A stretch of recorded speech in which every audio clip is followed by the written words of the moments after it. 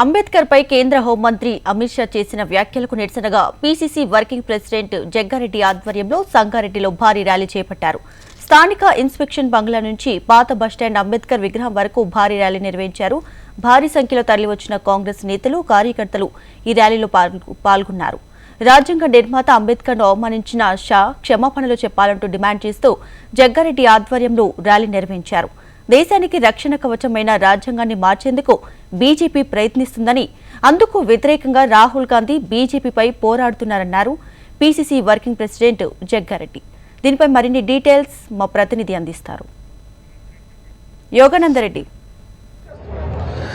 దీపిక, సంగారెడ్డిలో అమిత్ షా అంబేద్కర్ రాజ్యాంగాన్ని నిర్మాత అంబేద్కర్ ను అవమానించాడంటూ అమిత్ షాకు వ్యతిరేకంగా సంగారెడ్డిలో భారీ ర్యాలీ నిర్వహిస్తున్నారు.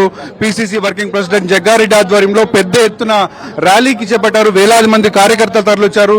ఇక్కడ స్థానిక ఇన్స్పెక్షన్ బంగ్లా నుండి అంబేద్కర్ చౌరస్తా అంబేద్కర్ విగ్రహం వరకు భారీ ర్యాలీ నిర్వహిస్తారు. ప్రస్తుతం మనతో పాటు జగ్గారెడ్డి గారు ఉన్నారు.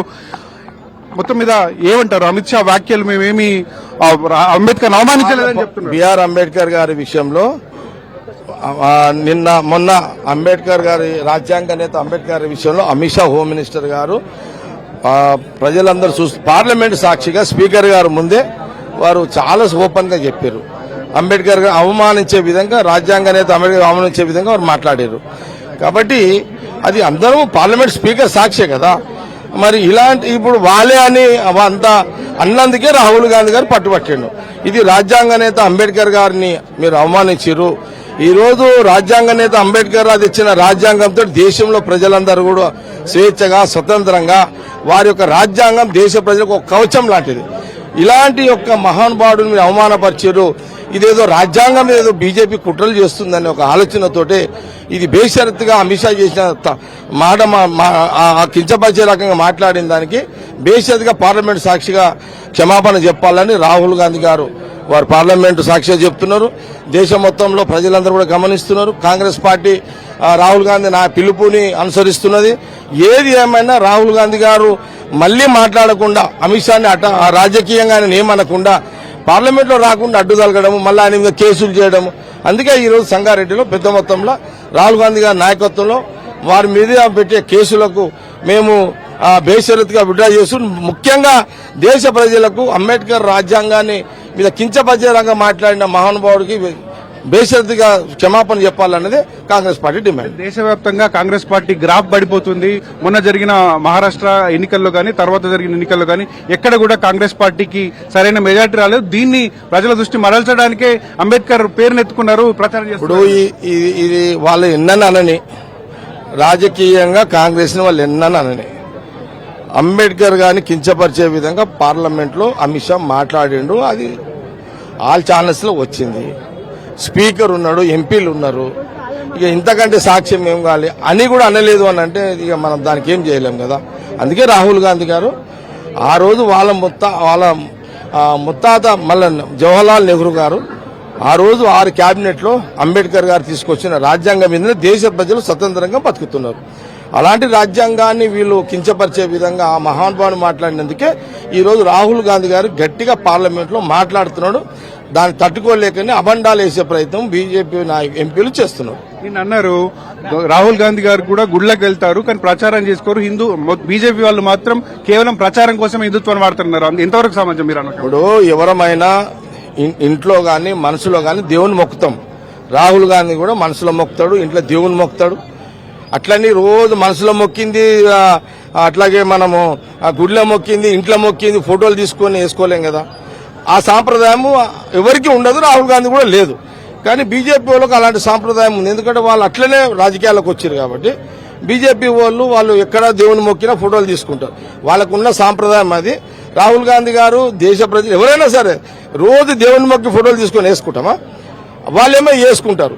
వాళ్ళు చేసిన తప్పులను మీతోలకు రుద్దడం అనేది తప్పు అనేది కాంగ్రెస్ పార్టీ. మరోవైపు బీఆర్ఎస్ కూడా కామెంట్ చేస్తుంది. అంత పెద్ద అంబేద్కర్ విగ్రహాన్ని పెట్టారు, మన అంబేద్కర్ జయంతి రోజు అక్కడ మాత్రం మాలలు వేయలేరు, కానీ ఈ రోజు అంబేద్కర్ అవమానించారంటూ బయటకు వెళ్తారు. కేవలం రాజకీయ పాపం గడుపుతారు. బీజేపీ కాంగ్రెస్ ఒకటే అని చెప్తారు. అంటే విగ్రహాలు పెట్టంగానే మీ చిత్తశుద్ధి అంటే మీరు అంటే విగ్రహాలు పెట్టి అవమానిస్తారా అంబేద్కర్ని? అంటే అంబేద్కర్ గారిని విగ్రహాలు పెడతారు, అంబేద్కర్ గారి రాజ్యాంగాన్ని ఎట్లా ఖతం చేయాలని చూస్తారు, అంబేద్కర్ గారి యొక్క రాజ్యాంగాన్ని ప్రజల కవచం లాంటి రాజ్యాంగాన్ని ఎట్లా దొక్కాలని చూస్తారు, విగ్రహాలు పెడతారు. ఇక అది ప్రజలు కూడా ఆలోచన చేసుకోవాలి దీని మీద. కాబట్టి విగ్రహాలు పెట్టినంత మాత్రాన కాదు, వారి ఆదర్శాలను కూడా పాటించాలి. ఆ నియమాలు తప్పుతున్నారు.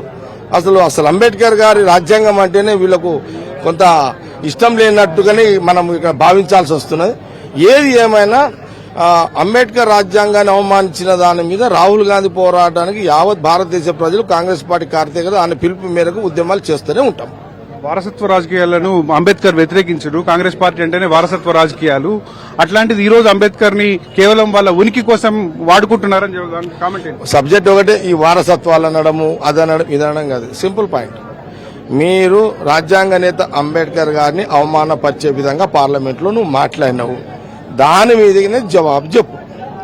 ఇక ఇక ఇక మరి దానికి ఎవడేం చేస్తాడు? మరి అమిత్ షా నాయనను, అమిత్ షా ముత్తాతను, లేదా మోడీ గారి ముత్తాతను మరి అప్పుడు ఉండేది స్వతంత్రం టైంలో ఉంటే మీరేమో అప్పుడు లేరు, అప్పుడేమో వీళ్ళు ఉన్నారు.